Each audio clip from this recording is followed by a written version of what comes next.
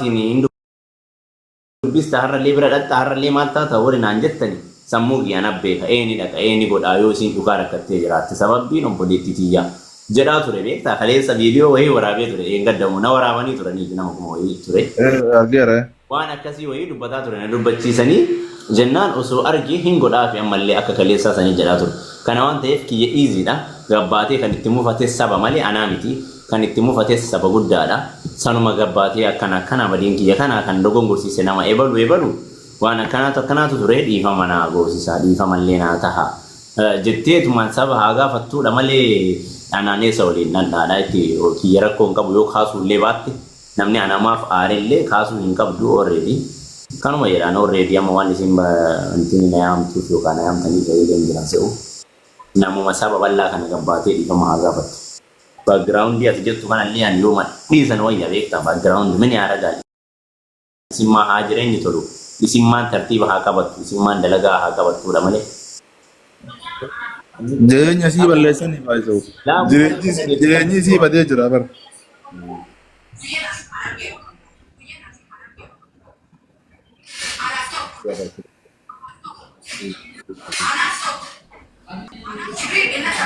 Maka kan dapat itu.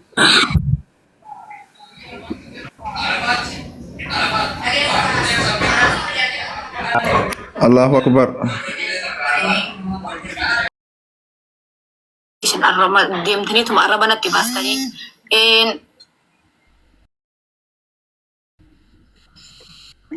Nanti khofaltan. Rabbin gafu isin kababeki. Hak anu sini kabama sin jalan dayon isin abari. Sigali. Rabbi irratti nama dhiisuun gaarii miti jechuu barbaadeeti. Gabaabseetu Fatishaa yoo laayifii jiraate deemaati laalaa kottaa namni takka hin jira. Yoo inni Fatishaan laayifii jiraate laalaa kottaa laayifii galaan isaa wajji. Abia abdi narra cumatti. Lokosishaan barreessa. Saniifuu isin jaaladha. Waan kan dubbiin tabi'a kalaqalaarti dhiifama godhaa fi kinoo dhiifama sin gaafatte dhiifama godhaa fi garamaa. Wanta godhi. Yaadila gattu. Wanta godhi.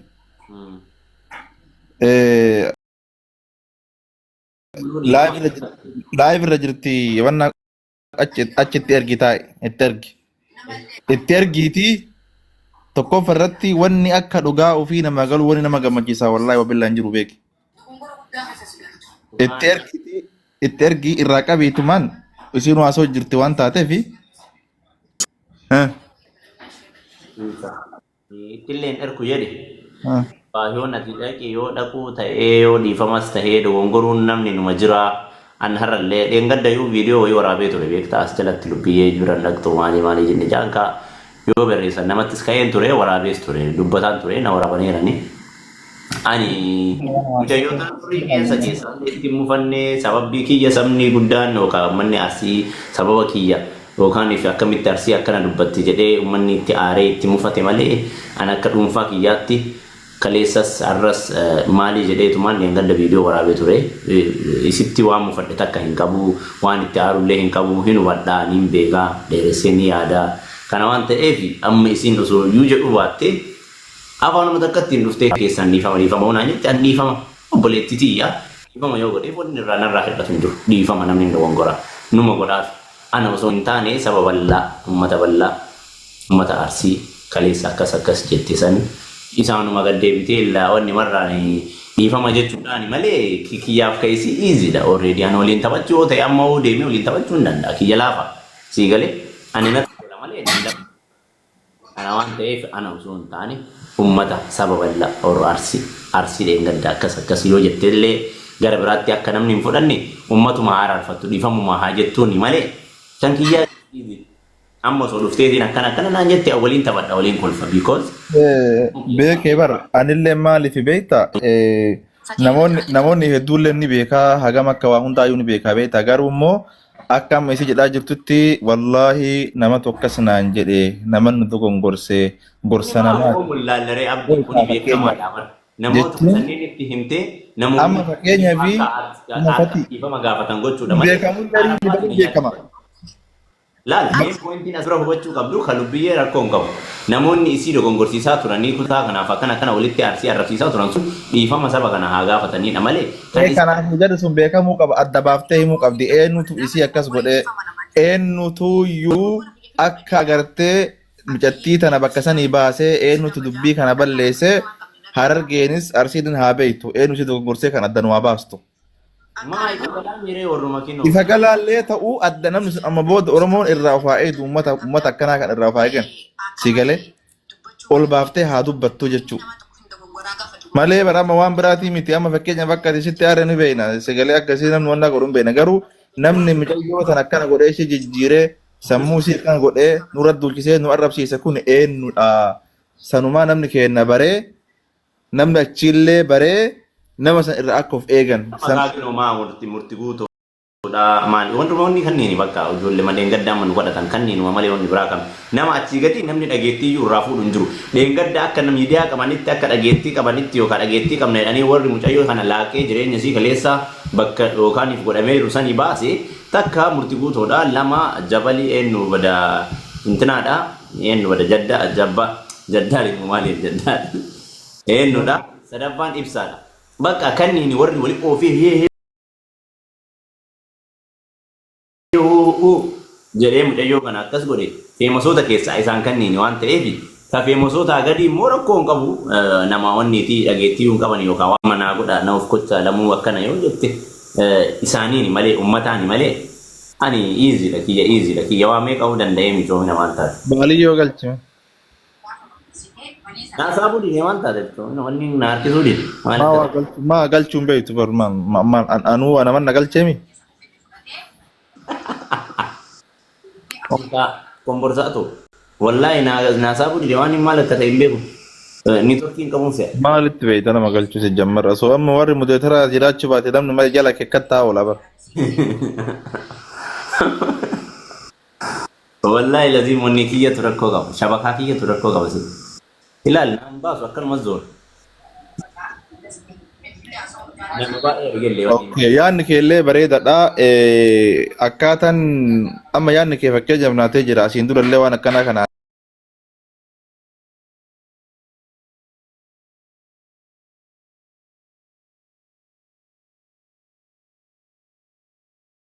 Ebalu akkana takkaan agartee tanattantee lafa kaa'uu qabdi si galee san dhayitee gaafattee namni gaafa san isiin akkas jedhe sun illee ifatti bahee yaani meebii ta'uu qabu meebii osoo hin taane dhibbaan dhibbatti beekamee jechuudha irraa baratuun of duraafuu bareedaadha.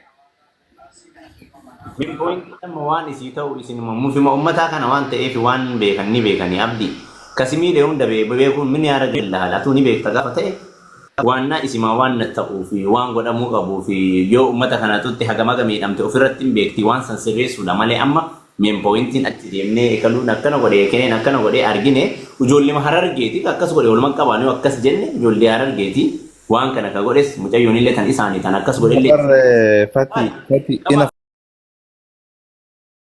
ina Fati nagai ka Fati haasa'u sultaani abdii ina Fati na dhageeffadhu gaafa dhageeffadhu kaawasitti maaddaba afaanin nan qabin gaa maaliif siin jedhe beektaa walumaan qabaadhaan yookaan ijoollee Harargeeti wayi arsii wayi shawaa wayi mucayyoo kana baase kana waan ta'eef isa furmaata ta'uudha malee ka dubbatan okay mucayyoon tun kaleessa akkasii baatee biizinasa daladdiyoo ta'e onlaayinii daladdiyoo ta'e onlaayinii arsiin qofti Harargeen qofti yookaan warraan bitatu namni kutaan hundi sababii kennaa kan itti mufate yookaan kan irraa bitatu ijoollee arsiiti yookaan kan ijoollee shawaati ijoollee maaliiti kuni hundi kan itti mufateef sababa kennaa gadi baatii sababa kana uummata arsiis sababa biraas dhiifama gaafattee biizinasa isiitii fi dalagaa isii irratti kara ittiin itti deebitu laaluudha malee hooleyyii duubaa sana amma deebinee irraa beektee dhabaatti mini haara gillaalee taraa sa'uun tuffattee dhiista si galee jaddaa hin ta'e ibsaa maali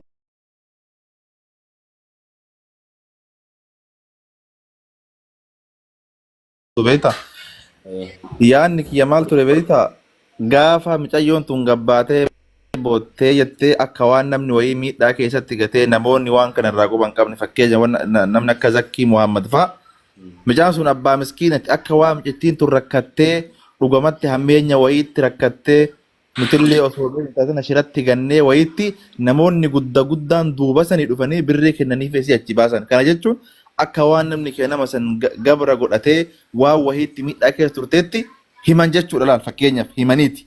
Garuu jarri isin itti waa wahii argachuuf yookaan akka waan nam itti yaadanii fakkeessanii namoota guddaa ajandaa keenya quban qabne kan Maryamii sanuu akka waan isin baddaltee wayitti gattiin gabbaatee boottemi ani rakkoo hamtuu keessa jira ka isin dubbachuu hin barbaanne yottee isin mana Maryam jettee boottu haga anqaan fadhi rabbitu beeka jechuudha. Maaliif ree akka waan Maryam isii tana miitetti garuu isii kaayatti waan kana godheen akkan si hojjette akkana jedhe ani namatti uummata isiin kunoo dhiifama gaafataa jirtu waan ta'eef yaadni kiyya kanuma beeku waan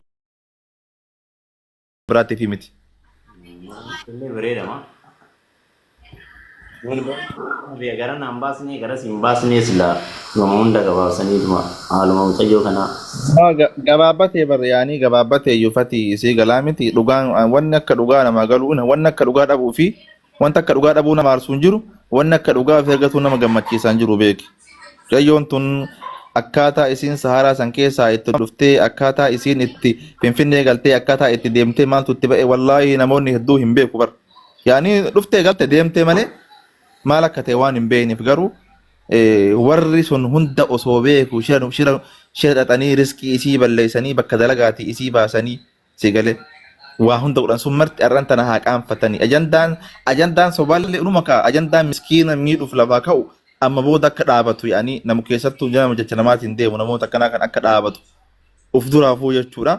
Namni ajandaa kaasee ittiin taphatuu danda'a rakkoo miti garuu ajandaa dhiibbaa gartee sammuu namaa irratti godhuuf yookaan dhiibbaa riskii itti godhu kun akka dhaabatu ifa baasanii amma boodaafuu ijoolleen tun namoota hedduu warri miidiyaa kan hordofu warra daasboodhatu ijoolleen sun miidiyaa kanatti dachaaftee jala oofu jirti bar waan wayiitiin kaasanii jechuudha si galee.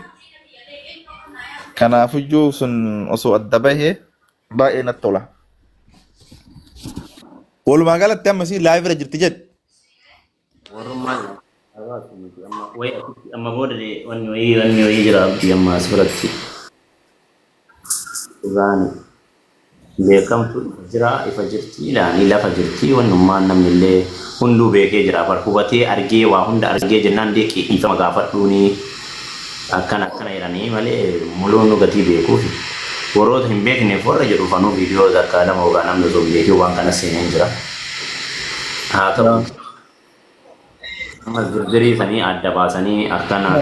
Ani fakkeenyaaf osoo isii waa'ee kana dubbachuu baattee ati isii hojjaa soittee tokkoffaa anaaf tuujuu wal dhabna si galaami namoota duttuu buta jechuudha because gaafa isiin sababa kan kee gabbaatee hawaasa guddaa kana arrafitee osoo isiin waan tokko dhiifama osoo dirree amma as biratti dhaqxee hawaasuma san kan kiyyaa izi hawaasa san dhiifama gaafattee. Markunoo gaafataa jirti qaata boottee gaafataa jirti amma irraa. Sanuma haa gaafattee wanni akkana jettee dubbattuudha malee kiyyaan normaali anamma kaleessa gaddaatiin jirtu wayi namni natti miidheen gadda ijoolleen maan koomentii naaf barreessinaan arafaat anaaf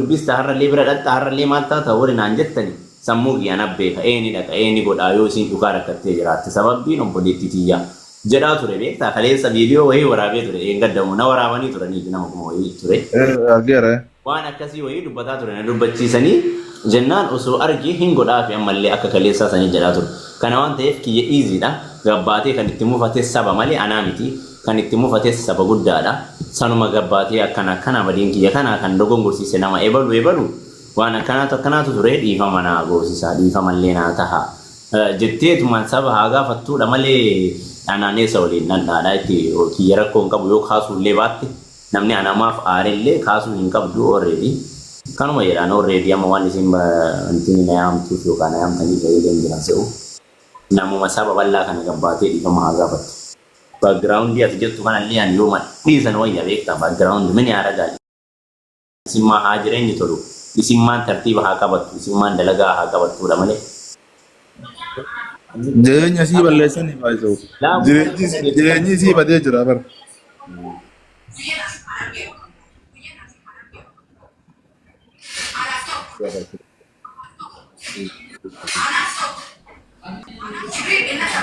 Bakka akka kan gaafate.